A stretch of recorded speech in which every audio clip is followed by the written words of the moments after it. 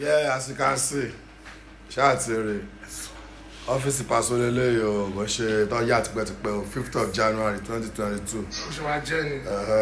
Báwa sí olórí làgàtà. Bàtúmọ̀ àgbọ̀. Alálùbáríkà Amadu. Ṣé. Ọkọ ọmọ mi bá ṣeré mi. Ṣé. Dodo tó ń dá nǹkan ní ìpínlẹ̀ Rúkà. Ẹ ṣáà ti mọ̀, Ànábì Mushin, àwọn tó ṣètò ẹ̀ nìyẹn pé ẹ̀gbọ́n àtàbúrò ẹ̀ má máa. Mashallah. Ti ẹ̀. Kò yẹ kí 2022 ra wà ọdún tuntun IBD Dende. Mashallah. Thank you. Thank you, God bless you, boss. MC Olúọmọ ọ̀gá wa tó Thank ayé. you, boss. Thank you, boss. Kókó Zaria. Òṣè brother mi Zagaza. Àgbáwo. Bóyá máa jẹ́ ọkọ lẹ́yìn sọ. Ọmọlédè polówó àrùn Zaria. MC Jọ́rin náà ṣàgbọ́ pé wọ́n ṣàánú mi ò ráyìndé. Mashallah. God bless you all. We appreciate you. All our fans, no problem.